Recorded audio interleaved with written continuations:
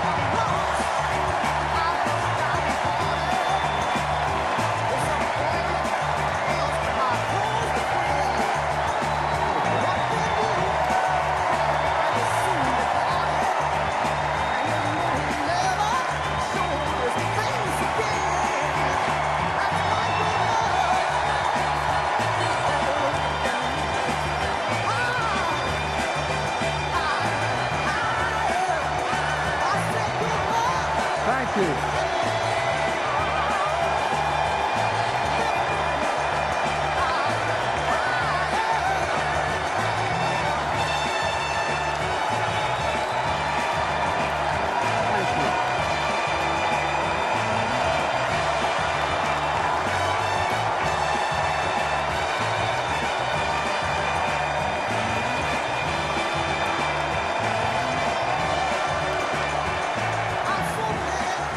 Thank you, thank you, thank you.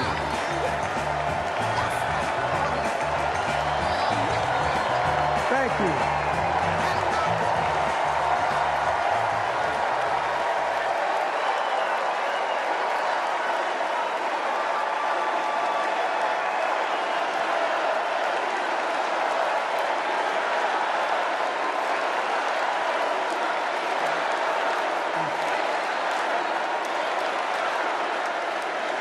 Thank you, thank you, thank you.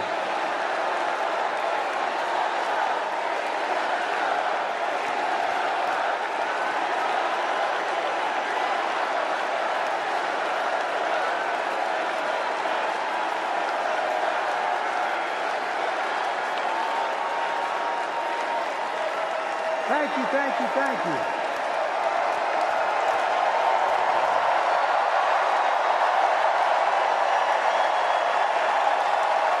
Thank you.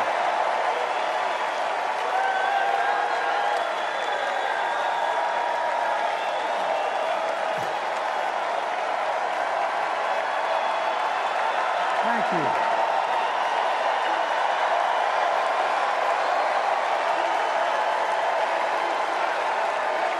Thank you. I love you.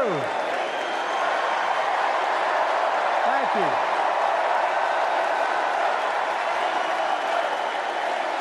Thank you, thank you, thank you.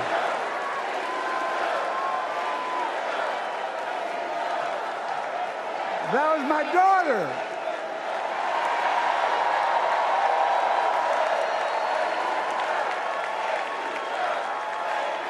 Thank you.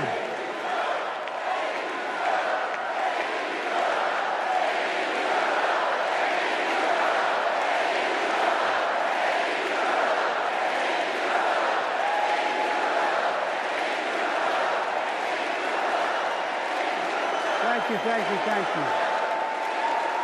Thank you. Thank you for so. I tell you what.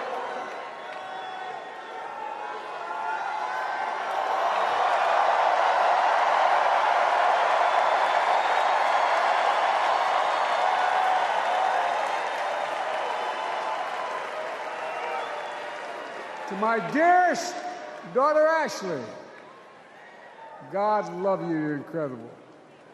Thanks for the introduction and for being my courageous heart, along with Hunter and our entire family, and especially our rock, Jill.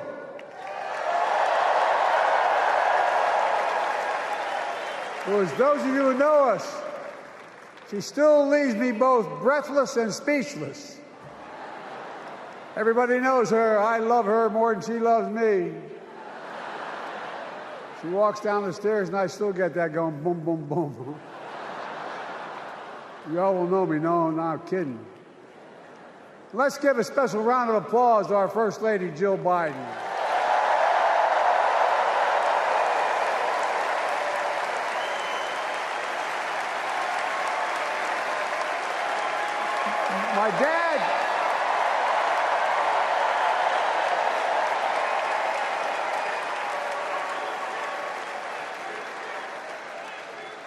My dad used to have an expression, for real. He'd say, Joey, family is the beginning, the middle, and the end.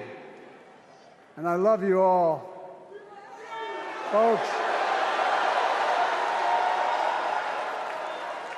And America, I love you.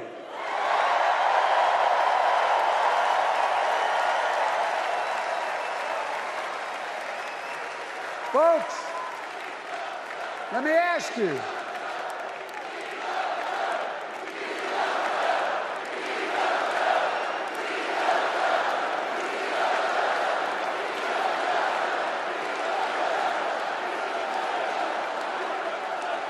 Let me ask you, are you ready to vote for freedom?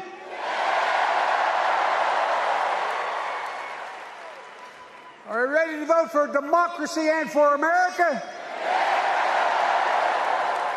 Let me ask you, are you ready to elect Kamala Harris and Tim Walz, President and Vice President of the United States?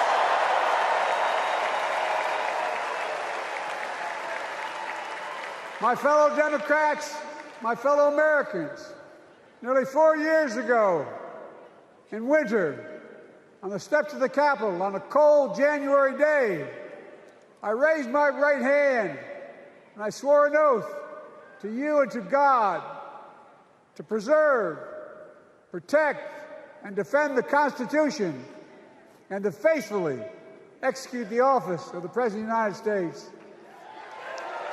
In front of me was the city surrounded by the National Guard. Behind me, a Capitol just 2 weeks before had been overrun by a violent mob. But I knew then, from the bottom of my heart, that I knew now, there is no place in America for political violence. None. You cannot say you love your country only when you win.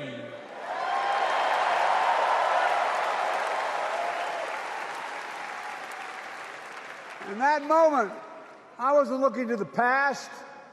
I was looking to the future. I spoke of the work at hand, the moment we had to meet. It was, as I told you then, a winter of peril and possibility. Of peril and possibility.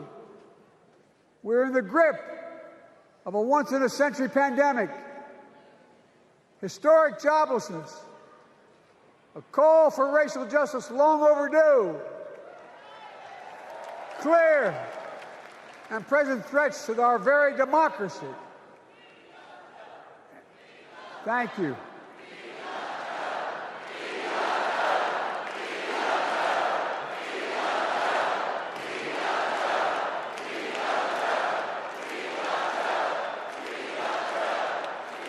And yet I believed then, and I believe now, that progress was and is possible.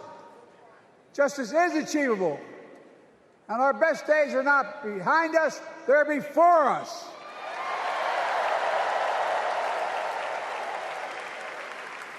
Now it's summer. The winter has passed.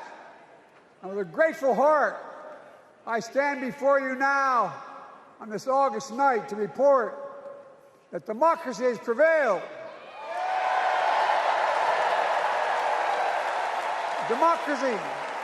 Democracy has delivered. And now democracy must be preserved.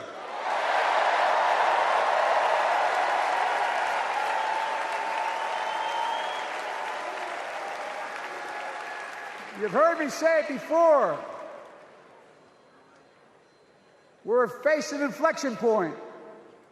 One of those rare moments in history when the decisions we make now will determine the fate of our nation and the world for decades to come. That's not hyperbole, I mean it literally. We're in a battle for the very soul of America. I ran for president in 2020 because of what I saw in Charlottesville in August of 2017. Extremists coming out of the woods, carrying torches, their veins bulging from their necks, carrying Nazi swastikas, and chanting the same exact anti-Semitic bile that was heard in Germany in the early 30s. Neo-Nazis, white supremacists, the Ku Klux Klan, so emboldened by a president then in the White House that they saw as an ally. They didn't even bother to wear their hoods. Hate was on the march in America. Old ghosts and new garments, stirring up the oldest divisions, stoking the oldest fears, giving oxygen to the oldest forces that they long sought to tear apart America. In the process, a young woman was killed. When I contacted her mother, I asked about what happened. She told me. When the president was asked what he thought had happened, Donald Trump said, and I quote, "There are very fine people on both sides. My God." That's what he said. That is what he said and what he meant. That's when I realized, had listened to the admonition of my dead son, I could not stay in the sidelines. So I ran.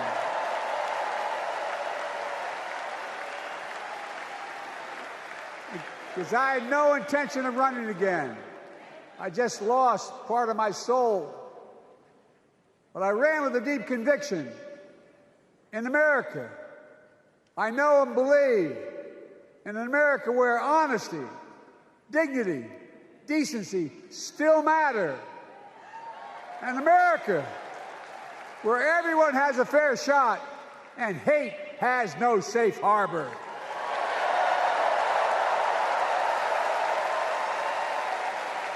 An America where the fundamental creed of this nation, that all of us are created equal, is still very much alive. And a broad coalition of Americans joined with me. 81 million voters voted for us, more than any time in all of history. Because of all of you in this room and others, we came together in 2020 to save democracy.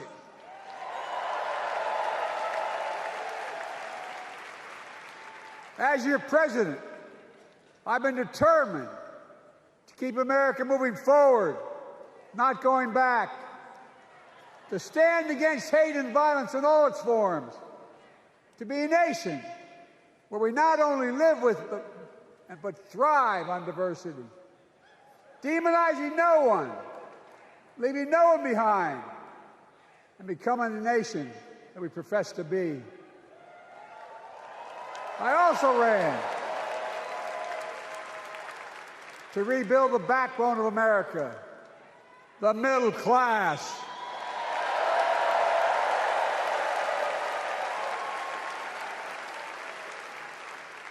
I made a commitment to you that I be a president for all Americans, whether you voted for me or not. We have done that. Studies show the major bills we have passed actually delivered more to red states than blue. Because the job of the president is to deliver to all of America.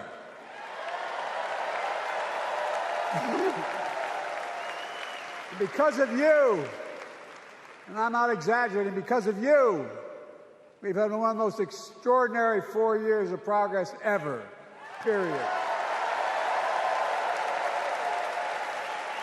When I say we, I mean Kamala and me.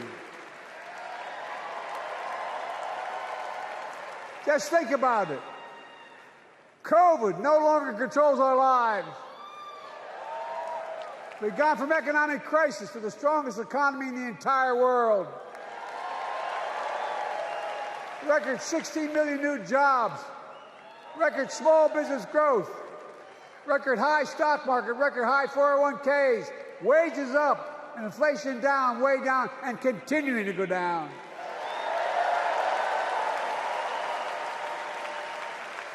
The smallest racial wealth gap in 20 years. And yes,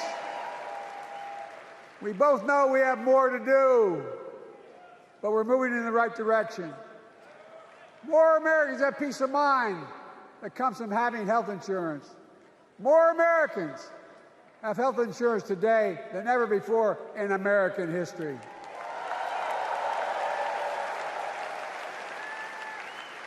And after, as a young senator beginning to fight for 50 years to give Medicare the power to negotiate lower prescription drug prices, we finally beat Big Pharma.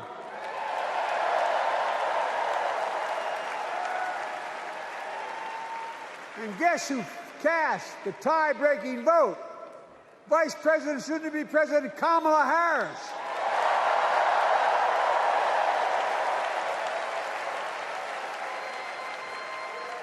And now it's the law of the land.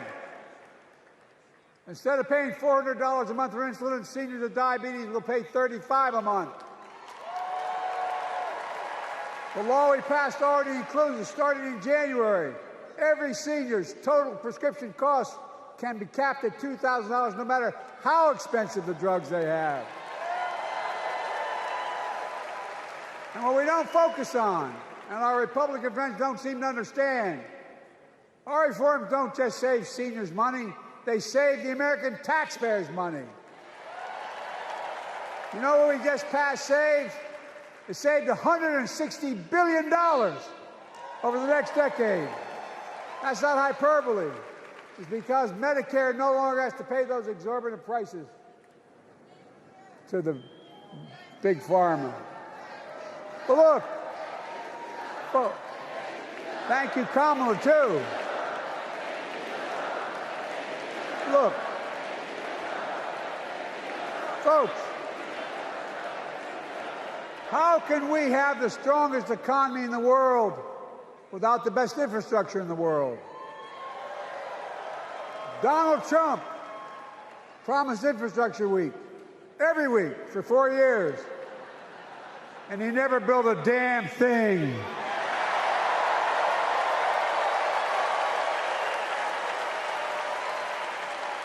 But now, because of what Kamala and I have done, remember we were told we couldn't get it done. Remember when we came into office, we couldn't get anything passed? But right now, we're giving America an infrastructure decade, not week. We're modernizing our roads, our bridges, our ports, our airports, our trains, our buses. We're removing every lead pipe from schools and homes so every child can drink clean water.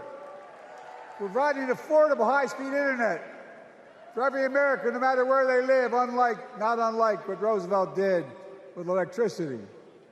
And so much more. We are uniting the country. We're growing our economy. We're improving our quality of life. And we're building a better America.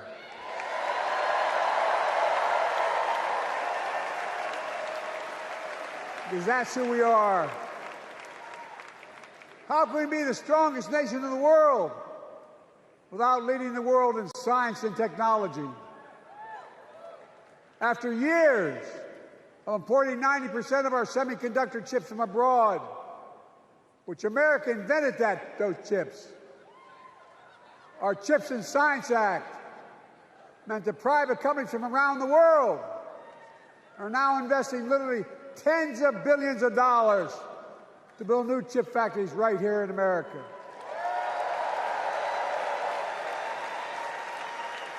And over that period, they'll create tens of thousands of jobs.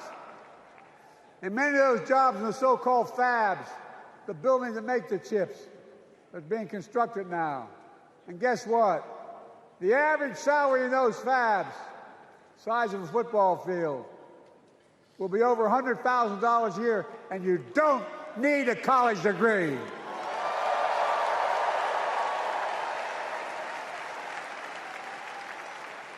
Because of you and so many electeds out there, American manufacturing is back. Where the hell to say we wouldn't lead the world in manufacturing?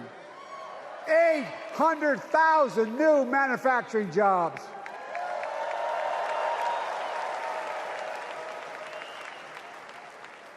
Our Republican friends and others made sure they'd go abroad to get the cheapest labor. We used to import products and export jobs. Now we export American products and create American jobs right here in America, where jobs belong. With every new job, with every new factory, pride and hope is being brought back to communities throughout the country that were left behind. You know you're from them, many of you. You know what it's like when that factory closed, where your mother, your father, your grandmother, or grandfather worked. And now you're back, providing once again, proving that Wall Street didn't build America, the middle class built America, and unions built the middle class.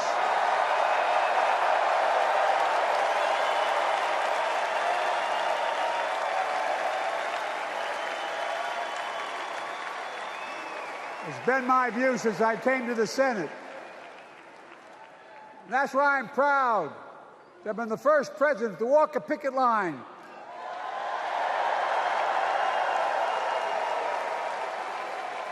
And be labeled the most pro-union president in history, and I accept it. It's a fact.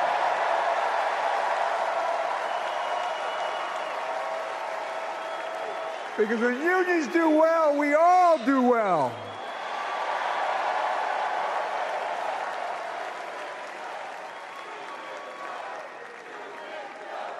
You got it, man. You got it.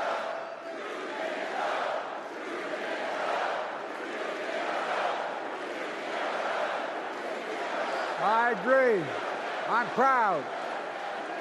Look, remember he told we couldn't get anything done because we couldn't get anything done in the Congress? Well, with your support, we passed the most significant climate law in the history of mankind.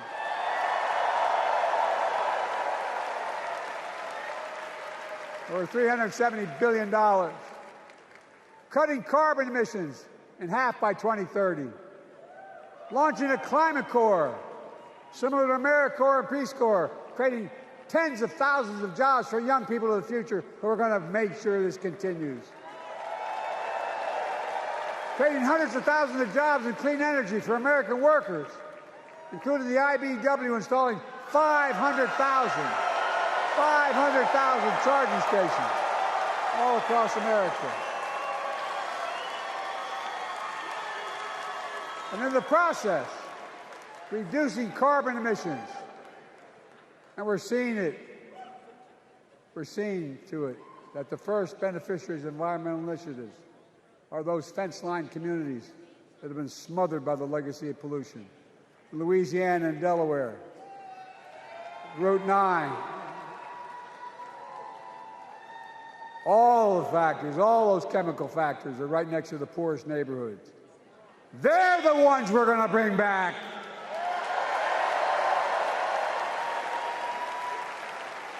And how? How can we be the greatest nation in the world without the best education system in the world? Donald Trump and the Republican friends, they not only can't think, they can't read very well. Seriously, think about it. Look at their Project 2025. They want to do away with the Department of Education. Well, during the pandemic, Kamala and I helped states and cities get back their schools back open. And we gave public school teachers a raise.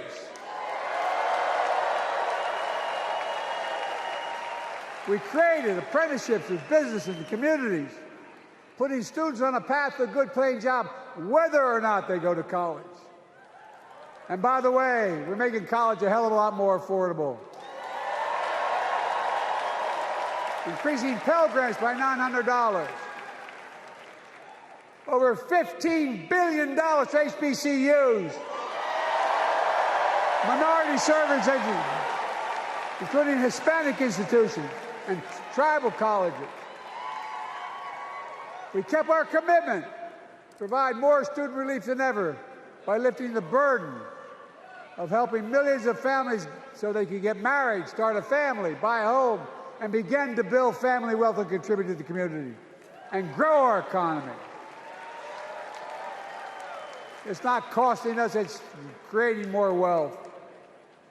We've fundamentally transformed how our economy grows, from the middle out and the bottom up instead of the top down. You know, my dad used to say there wasn't a whole hell of a lot to drop down on my kitchen table at the end of the month. I come from a basic middle-class family, 3-bedroom house, 4 kids, a grandpop living with us, decent neighborhood, but never a penny to spare. And look, that top-down notion never worked. A lot of Democrats didn't think it worked, thought it worked, but it doesn't. And when we did all that, what we've done, everybody can do well. Everybody.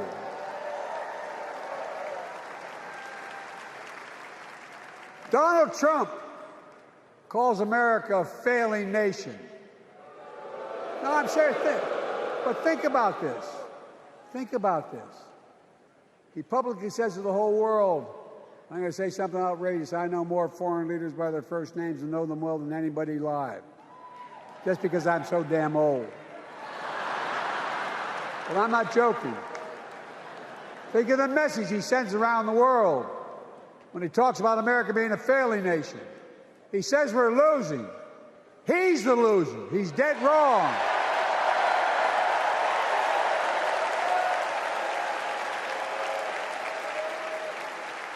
Many of you are very successful people who travel the world.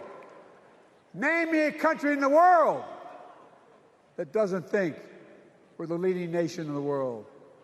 Without America, not a joke, think about it. I'm being literal. Who could lead the world other than the United States of America? Well, guess what? America's winning, and the world's better off for it. America's more prosperous, and Americans are safer today than under Donald Trump. Trump continues to lie about crime in America, like everything else. Guess what? On his watch, the murder rate went up 30%, the biggest increase in history. Meanwhile, we made the largest investment, Kamala and I, in public safety ever. Now, the murder rate is falling faster than any time in history. Violent crime has dropped to the lowest level in more than 50 years. And crime will keep coming down when we put a prosecutor in the Oval Office instead of a convicted felon.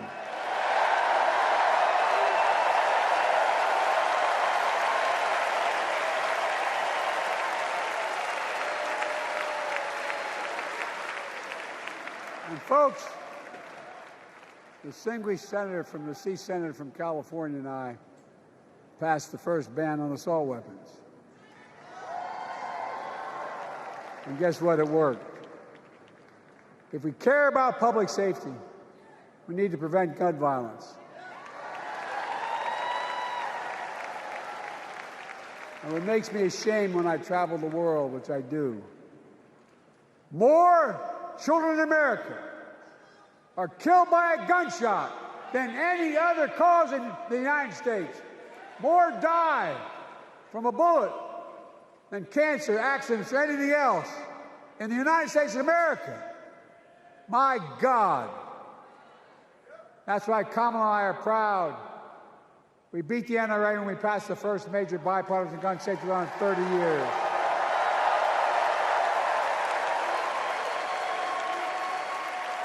I'm serious. That comes from here. And now it's time to ban assault weapons again. And demand universal background checks.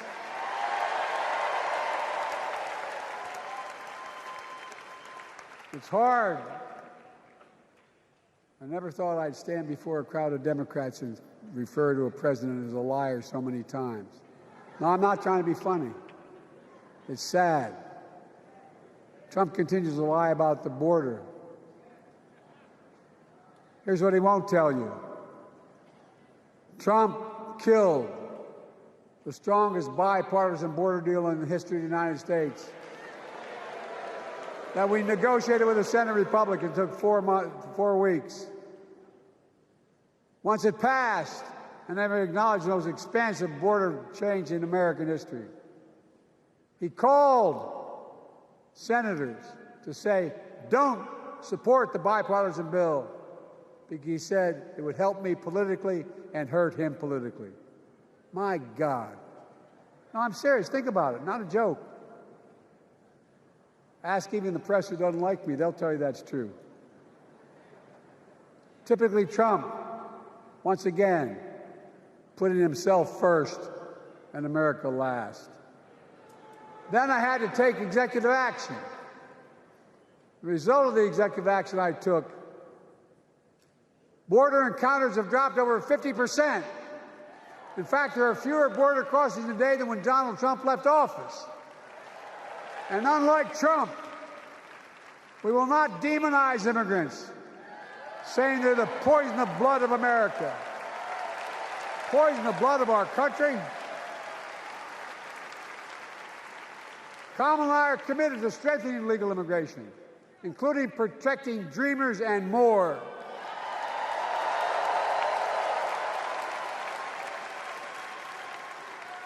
And here's what else I believe in. Protecting your freedom to vote, your freedom to love who you love.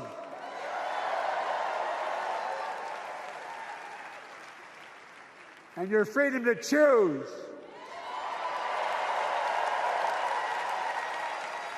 In its decision overturning Roe v. Wade, as you heard earlier tonight, the United States Supreme Court majority wrote the following, quote, women are not without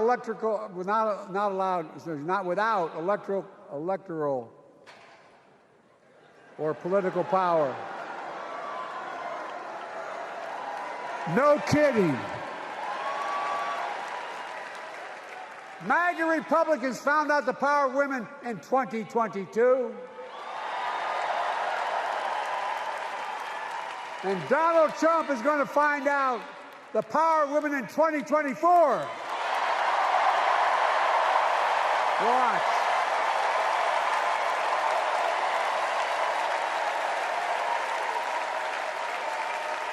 And where Trump and his MAGA Republican right-wingers seek to erase history, we Democrats continue to write history and make more history. I'm proud to have kept my commitment to appoint the first black woman in the United States Supreme Court.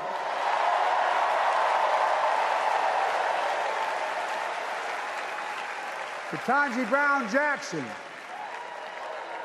a symbol for every young woman in America that you can do anything. I'm proud that I've kept my commitment to have an administration that looks like America and that taps in to the full talent of our nation. The most diverse cabinet in history, including the first black woman of South Asian descent to serve as vice president.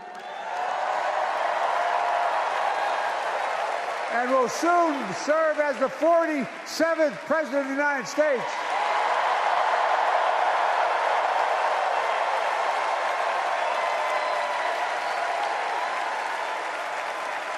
She is good. Look. Thank you, Kamala.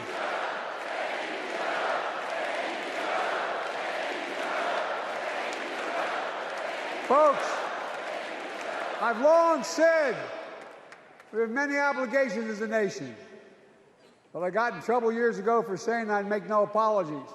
We have only one truly sacred obligation: to prepare and equip those we send to war and care for them and their families when they come home and when they don't.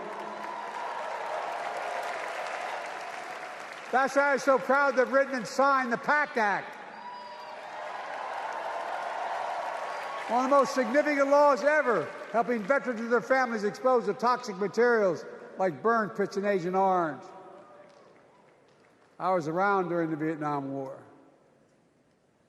It's hard. Nobody was able to prove that their illness was a consequence of Agent Orange. And no one was able to prove initially that because they lived in burn pits like my son lived next to in Iraq for a year, that is the cause of their illness. But because of the PACT Act, a surviving spouse with 2 children is now eligible for a stipend of about $3,000 a month. And those children who lost a parent are eligible for tuition benefits to go to college and to get job training. It's already helping over 1 million veterans and their families just so far. Well, I love them, and I'm so proud of my son's service. We get it. But guess who doesn't get it and doesn't respect our veterans? We know from his own Chief of Staff, the 4-star General John Kelly, that Trump, when in Europe, would not go to the grave sites in France. The brave service members who gave their lives to this country. He called them suckers and losers. Who in the hell does he think he is? Who does he think he is? There's no words for a person. They are not the words of a person not worthy of being commander-in-chief. Period. Not then, not now, and not ever. I mean that. I mean that from the bottom of my heart.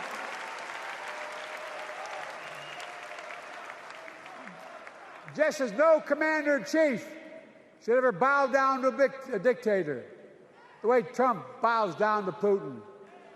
I never have, and I promise you, Kamala Harris will never do it. Will never bow down. When Trump left office, Europe and NATO was in tatters. Not a joke. America First doctrine changed our whole image in the world. Well, they gave the hours, about 190 hours sum total, me and my counterparts or heads of state in Europe, to strengthen NATO. We did. We united Europe like it hadn't been united for years, adding Finland and Sweden to NATO. 10 days before he died, Henry Kissinger called and said, not since Napoleon has Europe not looked over their shoulder at Russia with dread, until now. Until now. Well, guess what? Putin thought he'd take Kyiv in 3 days. 3 years later, Ukraine is still free.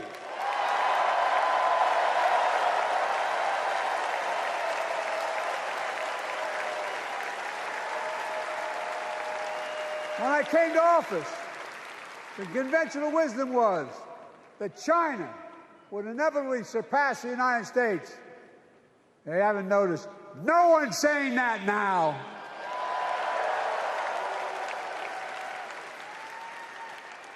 And we'll keep working to bring hostages home and end the war in Gaza and bring peace and security to the Middle East.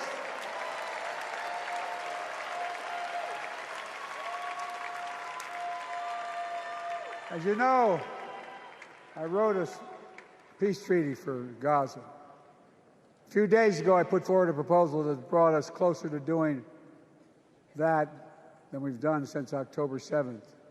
We're working around the clock, my Secretary of State, to prevent a wider war and reunite hostages with their families and surge humanitarian health and food assistance into Gaza now. To end the civilian suffering of the Palestinian people. And finally deliver a ceasefire and end this war.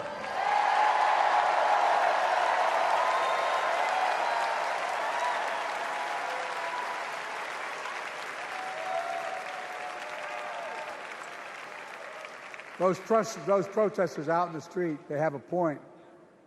A lot of innocent people are being killed on both sides. Just as we worked around the clock to bring home wrongfully detained Americans and others from Russia in one of the most complicated swaps in history, but they're home. Kamala and I are going to keep working to bring all Americans wrongfully detained around the world home. I mean it. Folks, I've got 5 months left in my presidency. I've got a lot to do. I intend to get it done.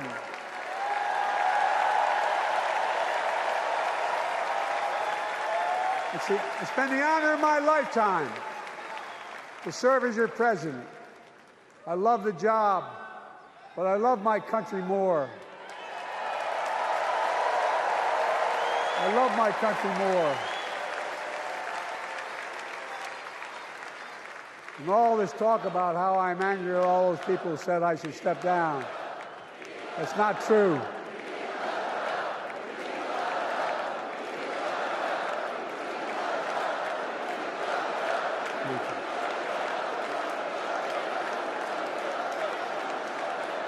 I love my country more, and we need to preserve our democracy. In 2024, we need you to vote. We need you to keep the Senate. We need you to win back the House of Representatives. And above all, we need you to beat Donald Trump.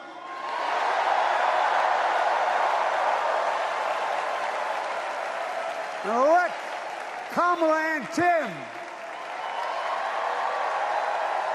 President and Vice President of the United States of America. Look, they'll continue to lead America forward, creating more jobs, standing up for workers, growing the economy, lower the cost to American families so they just have a little more breathing room. We've made incredible progress, but we have more work to do. And Kamala and Tim will continue to take on corporate greed and bring down cost of food. They'll keep taking on Big Pharma, making insulin $35 a month, not just for seniors, but for everyone in America. And capping prescription drug costs at a total of $2,000, not just for seniors, but for everyone. And folks, that's going to save America again tens of billions of dollars. Folks, they'll make housing more affordable, building 3 million new homes, providing $25,000 down payment assistance for the first-time home buyer, more than the 10 we approved. Donald Trump wants a new tax on imported goods, food, gas, clothing, and more. You know what that will cost the average family, according to the experts? $3,900 a year in a tax. No, it's a fact. Kamala and Tim will make the child care tax credit permanent.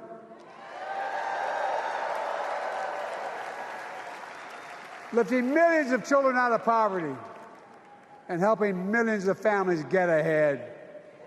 But you know what Trump has? He created the largest debt any president had in 4 years with his $2 trillion tax cut for the wealthy. Well, Trump has a new plan. He wants to provide a $5 billion tax cut for corporations and the very wealthy. Read it. Put us further in debt. And folks, you know we have 1,000 billionaires in America. You know what their average tax rate they pay? 8.2%.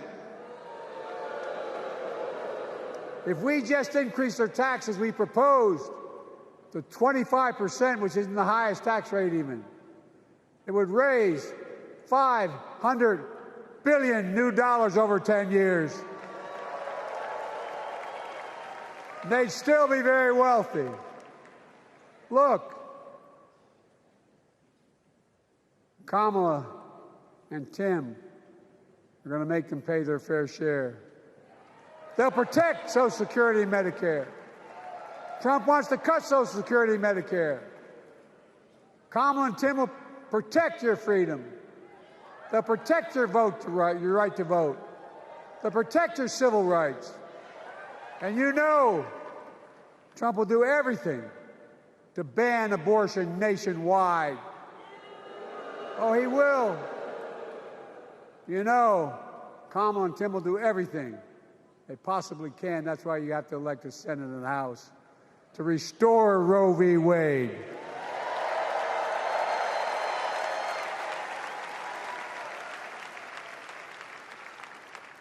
The ancient Greeks taught us that character is destiny. Character is destiny. For me and Jill, we know Kamala and Doug are people of character. It's been our honor to serve alongside them. And we know that Tim and Gwen Walz are also people of great character.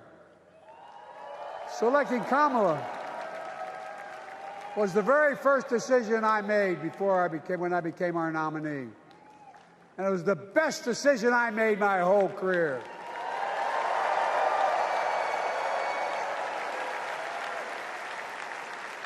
We've not only gotten to know each other, we've become close friends.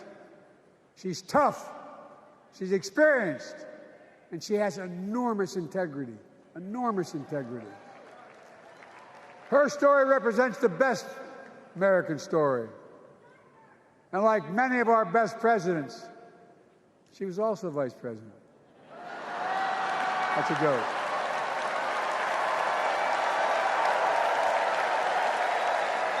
But she'll be a president our children can look up to. She'll be a president respected by world leaders because she already is. She'll be a president we can all be proud of. And she will be an historic president who puts her stamp on America's future.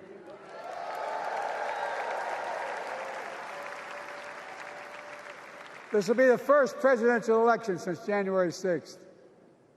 On that day, we almost lost everything about who we are as a country. And that threat, this is not hyperbole, that threat is still very much alive. Donald Trump says he will refuse to accept the election result if he loses again. Think about that. He means it. Think about that. He's promising a bloodbath if he loses, in his words. And that he'll be a dictator on day one, in his own words. By the way, this sucker means it. No, I'm not joking. Think about it. Anybody else said that in the past, you'd think he was crazy. He is crazy, but you'd think it was an exaggeration, but he means it. We can't let that happen. Folks, all of us carry a special obligation. Independents, Republicans, Democrats. We saved democracy in 2020, and now we must save it again in 2024.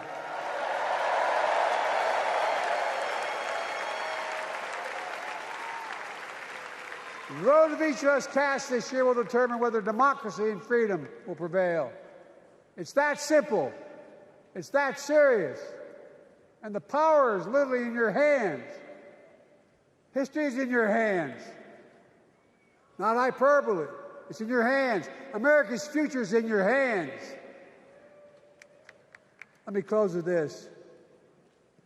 Nowhere else in the world could a kid with a stutter and modest beginnings in Scranton, Pennsylvania, and Claymont, Delaware, grow up to sit behind the resolute desk in the Oval Office.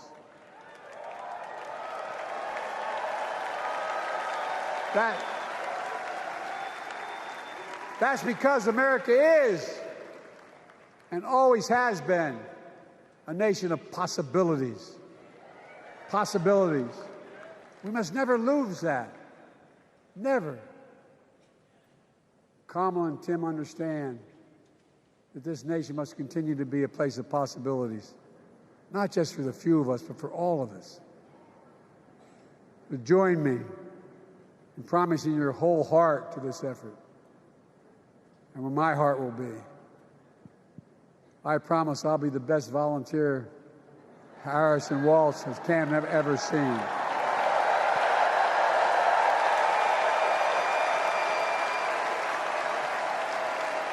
Each of us has a part in the American story. For me and my family, there's a song that means a lot to us, that captures the best of who we are as a nation.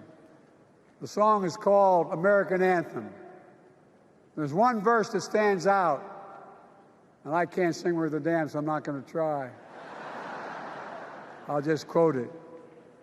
The work and prayers of centuries have brought us to this day. What shall our legacy be? What will our children say? Let me know in my heart, when my days are through, America, America, I gave my best to you.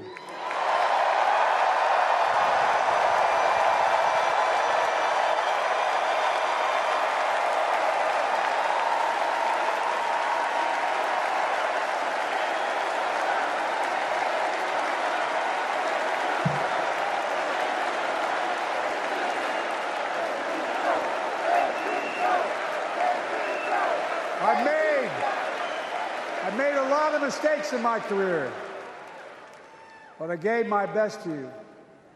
For 50 years, like many of you, I've given my heart and soul to our nation. And I've been blessed a million times in return for the support of the American people. I've either been too young to be in the Senate because I wasn't 30 yet, and too old to stay as president. But I hope you know how grateful I am to all of you. I can honestly say, and I mean this from the bottom, give you my word as a Biden, I can honestly say I'm more optimistic about the future than I was when I was elected as a 29-year-old United States Senator. I mean it. Folks, we just have to remember who we are. We're the United States of America.